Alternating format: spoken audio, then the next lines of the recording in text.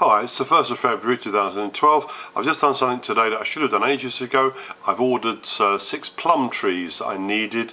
The choice that was available to me was not as high as it would have been a little while ago, although I did get the ones I needed.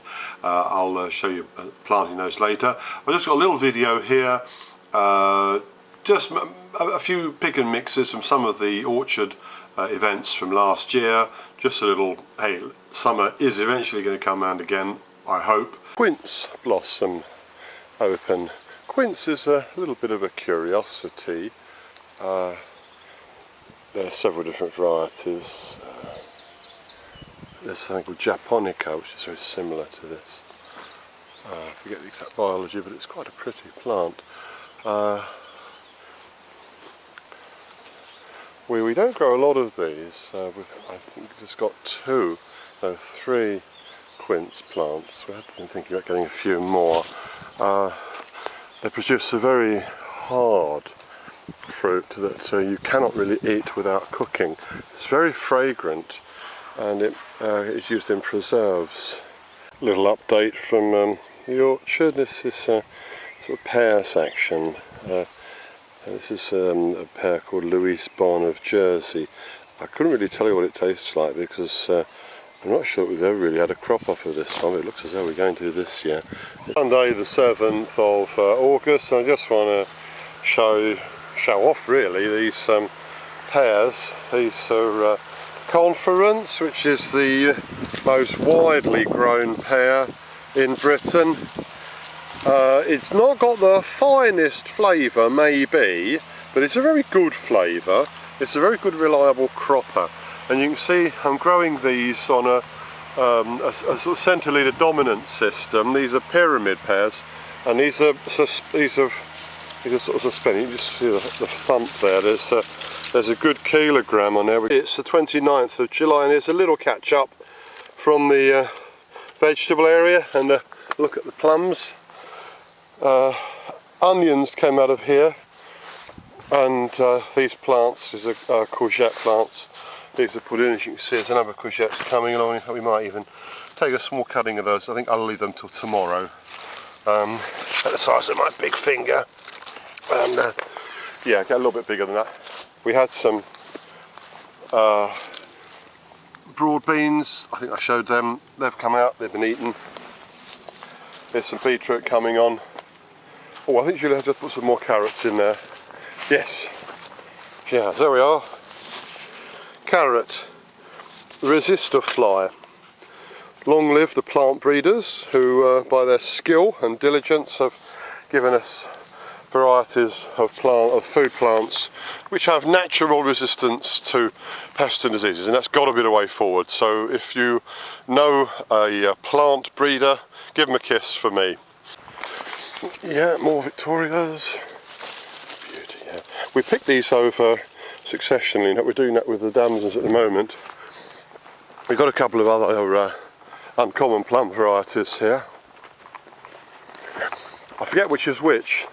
One of these is Marjorie's seedling. Another one is called Excalibur, I think. Another one's called Blue Tit. Ah, this is Marjorie's seedling. Oh well, who'd have thought that? Oh, I wonder what's happened here. Couldn't be anything to do with very heavy crop of plums that didn't get thinned. Yeah, this is where, if you remember, this is where the beehive is, and they've been very aggressive lately. We might have run up the scarp like anything to get away from them. Oh well, that's just too bad. That's another 10 quid's worth of plums that won't be going to market. Too bad. Never mind. Just goes to show, tell everyone else what to do if you don't do it yourself. Oh, look at this. Blown up. The nest. Not again. Look. Here I'm lecturing everybody in the world about how to thin out your plum crop. And,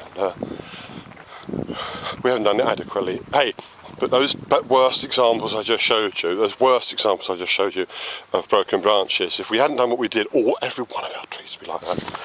Picking the damsons at the moment. These are a cooking plum, very sharp, and we're picking these selectively.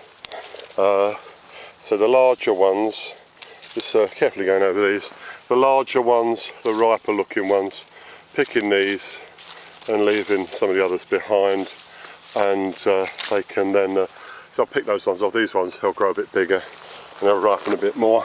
It's the 5th of August and we've been having beautiful weather lately, mainly sunny with a nice bit of rain now and then. There's some beautiful clouds lately. And this is a row, it's actually 2 rows of a variety called Kids Orange Red. This is one of the apple varieties I most heartily recommend. It was raised in New Zealand, I think in 1933, the seedling of the Cox's Orange Pippin. For many years now, apple breeders have been doing their best to see if they can get an apple that has the flavour of the Cox's Orange Pippin but is easier to grow.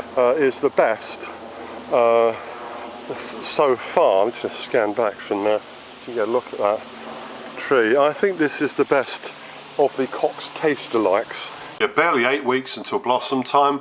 The winter work continues, pruning, preparing for grafting, and I have a number of orders for Cyanwood, and I do intend to honour all of those.